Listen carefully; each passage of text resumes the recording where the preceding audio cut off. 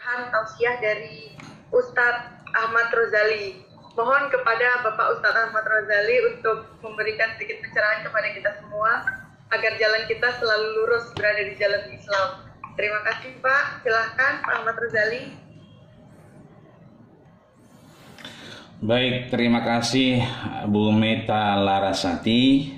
Sesuai judul lagunya Larasati, ya, itu ada judul lagunya Larasati, ya. Bapak Ibu yang dirahmati Allah Subhanahu wa taala, Assalamualaikum warahmatullahi wabarakatuh. Waalaikumsalam warahmatullahi wabarakatuh. Waalaikumsalam warahmatullahi wabarakatuh.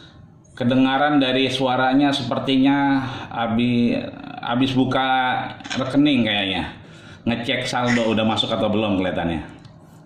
Wah, ada lagi tanggal 23, Pak. Oh, tanggal 23 ya. Tanggal 23. Ya, soalnya baik, alhamdulillah. Wassalatu wassalamu ala Rasulillah Muhammad ibni Abdillah. La haula wala quwata illa billah.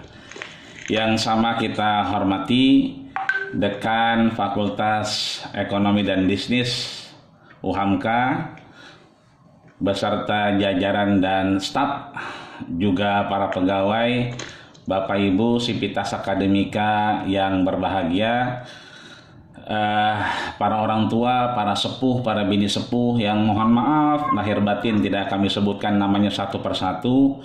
Banyak sekali yang sudah hadir. Bahkan tadi sebetulnya kalau urusan kultum sudah disampaikan oleh Ayahanda Yusdi Daulay tadi dengan Ayahanda Mas'ud tadi. Ya. Saya makmuman saja kepada beliau dari apa yang sudah dibicarakan tadi. Yang pertama bahwa mengikuti kesejahteraan yang sudah disampaikan oleh Ayahanda tadi, baik Ayahanda Yusdi Daulay maupun Ayahanda Mas'ud, bahwa bisa dilihat di surat Hud tadi itu benar adanya. Maka saya mengaitkan apa yang ada dalam acara kita hari ini adalah rapat ujian tengah semester. Itu artinya ada 3 kata kunci, ada rapat, ada ujian, dan tengah semester. Maka bukan hanya kita sebetulnya yang rapat sebetulnya, tapi beberapa orang pun mungkin dalam keadaan rapat. Termasuk kita yang berkuliah hari ini, tentu pertanyaannya berkisar perkuliahan terakhir sebelum UTS, dan tentunya teman-teman anak-anak kita ini kisi-kisi yang paling penting untuk mendapatkan hal yang lebih baik. Itu artinya antara kita dan anak-anak kita yang akan menghadapi ujian tengah semester tentunya juga akan mendapatkan ujian-ujian, ya. Karena orang bijak juga selalu mengingatkan kita, bil imtihani yukramul mar'u aw yuhan. Dengan ujian tentunya akan seseorang diuji atau diangkat derajatnya atau dihinakan. Yukram au yuhan, dimuliakan atau dihinakan. Ketika kemudian kata-kata kehinaan dan dimuliakan ini hilang dari pandangan kita, hanya kita sematkan kepada Allah Subhanahu wa taala, maka sesungguhnya semua akan berpulang kepada Allah Subhanahu wa taala dalam bagaimana kita menjadikan itu baik di hadapan kita. Ana inda zonni abdi, aku seperti apa yang dipikirkan hambaku. Maka Halo, assalamualaikum. Waalaikumsalam Pak Yuri. Assalamualaikum. Ya, waalaikumsalam warahmatullahi wabarakatuh. Alhamdulillah di tempat ini kita bersyukur. Maka tak ada lain kecuali kita bersyukur karena memang Allah sudah ikrarkan bahwa ketika kita bersyukur, la in syakartum la azidannakum wa la in kafartum inna adzabi lasyadid. Maka akan Allah tambah nikmat kita. Tiap kita punya ujian. Tentunya Pak Faisal Ridwan Zamzami yang menjadi dosen teladan kemarin juga melalui beberapa ujian yang luar biasa. Bu Nur juga yang kemudian pegawai teladan, dan tentunya kita bersyukur di antara teman kita adalah menjadi teladan-teladan buat kita. Tentunya itu suatu keberkahan yang luar biasa, karena memang disitulah manusia akan diuji dan dijadikan lebih mulia atau lebih hina kehidupannya. Maka setelah janji Allah, sebetulnya ada janji Rasulullah SAW yang patut kita sambut. Apa itu? Man shalla alayya marratan sallallahu alaihi biha asyran. Siapa yang kemudian berselawat kepadaku 1 kali, maka dibalas 10 kali. Wa khutta anhu asyra khataya. Dan Allah tutup 10 keburukan. Allah tutup 10 kejelekan yang akan datang kepada kita. Wa rufi'at anhu asyra darajat, dan Allah akan angkat derajat kita 10 derajat. Mohon di itu hostnya mohon tanya itu di smooth kedengeran tuh. Ya. Semua gitu, ada beberapa. Kita mungkin tentunya akan diuji. Jangankan kita. Nabi Musa, kita kenal Nabi Musa tidak pernah kekurangan. Hidup di kerajaan, bahkan kalau ditanya aina abuk, mana bapakmu, itu bapak saya yang malikun, bapak saya yang raja, itu bapak saya yang kemudian punya kedudukan, itu bapak saya yang punya kekuasaan. Musa hampir tidak pernah kekurangan, bahkan dia punya ibu Asia yang memang bukan ibu kandung, tapi begitu sayangnya kepada Nabi Musa.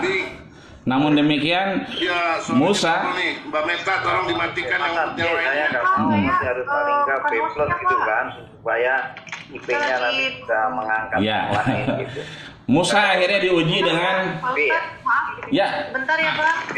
Ya, silakan. Kalau B+ berapa? B+ berapa? Double nih. 7580. Oke. Coba saya dicarikan ininya Pak, konversinya, biar nanti saya bisa melihat dan bisa memberi nilai yang fair gitu. Tidak sulit dan minimal. Pak Yurianto. Pak Yuri. Oke, saya hari ini akan mencoba menjelaskan tentang Pak Yuri. konsep ekonomi. Nanti yang bisa dilihat ya. Speakernya nggak dimatiin. Halo, teman-teman bisa dilihat ya. Bisa. Saya akan menceritakan. Ya, itulah ujian buat kita sebetulnya. Baik, saya teruskan dikit ya. Ya, Silakan Pak Ustadz. sesuai. Ya, makasih. Terima kasih Ibu Meta. Ya. Maaf Pak Ustadz tadi kepotong. Nggak apa-apa, karena memang sesuai judul rapat kita adalah ujian tengah semester.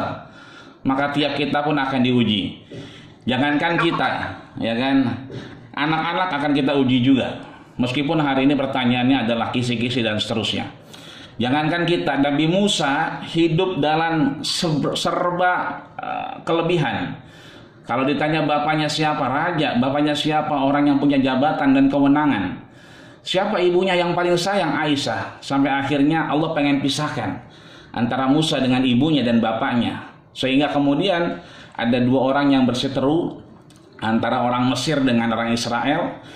Kemudian tentunya Musa hadir sebagai pelerai, dan akhirnya Musa fakazamahu, memukul salah satunya, dan orang itu mati. Seketika itu Musa akhirnya keluar dari istana tempat dia tinggal, bersandar di pepohonan. Yang ketika peristiwa Isra dan Mi'raj, Rasul nanya, itu pohon apa wahai Jibril?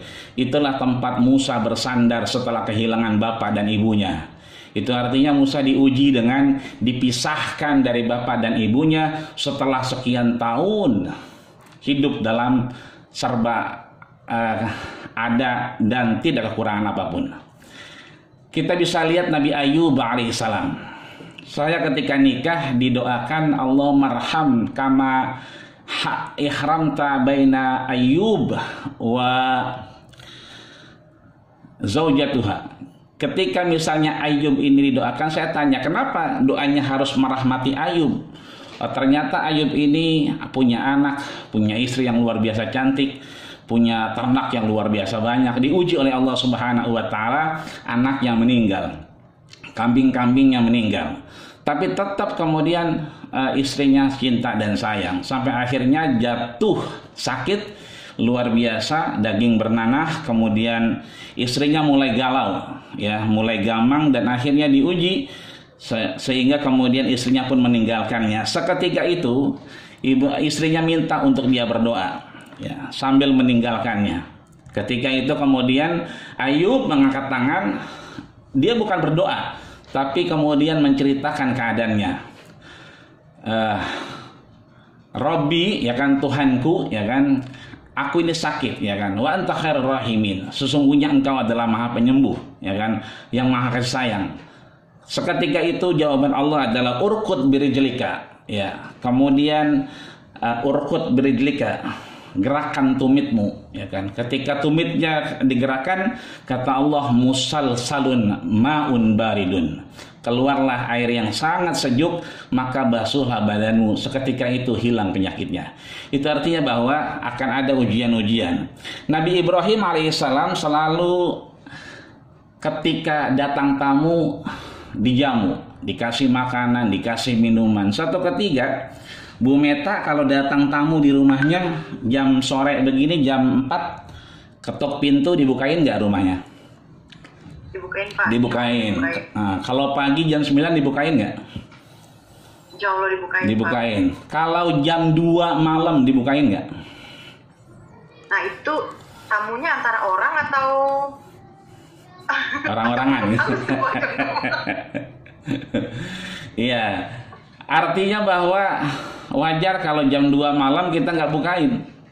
Tapi kalau Nabi Ibrahim alaihissalam, jam berapapun tamunya datang dibukain. Karena begitu terkenalnya sebagai ikramud duyuf, memuliakan tamunya. Suatu ketika datanglah tamu jam 2:15, ya kan, kira-kira 2:30 lah. Kenapa? Indah sulasalil lail. Ketika 1/4 malam datang, ketika diketuk pintunya, kemudian keluar, dikeluarkan makanan, dikeluarkan minuman, bahkan kemudian Nabi Ibrahim, ya kan, menyembelih lembu saat itu. Ketika sudah matang dikeluarkan, tidak dimakan, tidak diminum. Fa'aujasa fi nafsihi khifah. Seketika itu Nabi Ibrahim pun, ujian apa ini? Mulai ketar-ketir, mulai khawatir. Artinya sekelas Nabi Ibrahim saja kemudian diberikan ujian dengan fa'aujasa fi nafsihi khifah, dengan rasa takut, khawatir. Itu artinya bahwa tiap kita akan mendapatkan ujian, dan ujian itu tentunya akan berbeda-beda. Ya, ujian di Pak Sunarta akan berbeda dengan ujian di saya. Ujian di Pak Yusdi, ayahanda, juga beda dengan ujian saya, dengan Bu Meta. Kenapa? Karena memang setiap kita, Allah sudah ikrarkan dalam Al-Baqarah di ayat terakhir, ayat 286, la yukallifullahu nafsan, bahwa Allah tidak akan kemudian menguji nafsan secara individu. Artinya tiap kita pasti diuji, cuman ujiannya beda-beda. Ketika ujiannya beda-beda inilah kemudian Allah pengen lihat, apakah kemudian ashkur am akfur, apakah kita bersyukur, apakah kita kufur. Maka mudah-mudahan insya Allah dalam rangka ini ujian tengah semester, tentunya kita saling menjaga diri kita dari ujian-ujian yang Allah berikan, ya. Mudah-mudahan insya Allah kita lulus ujian-ujian ini, ujian yang insya Allah ketika kita mau bersyukur, dia akan bertambah dari manfaat yang kita berikan tadi. Maka kemudian ayahanda Mas'ud dan ayahanda Yusdi Daulay menyampaikan tentang kemakmuran. Ketika kita sudah mampu menahan diri kita untuk lulus ujian itu, maka kemudian kita insya Allah juga akan diberikan banyak hal yang luar biasa dari Allah Subhanahu wa Ta'ala.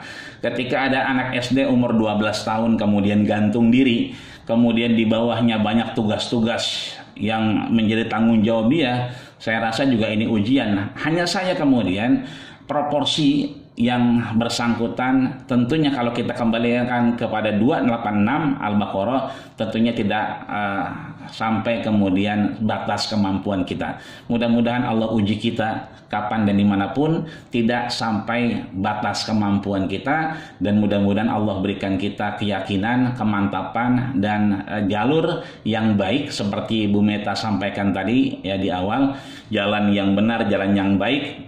Maka insya Allah wa may yattaqillah yaj'al lahu makhraja.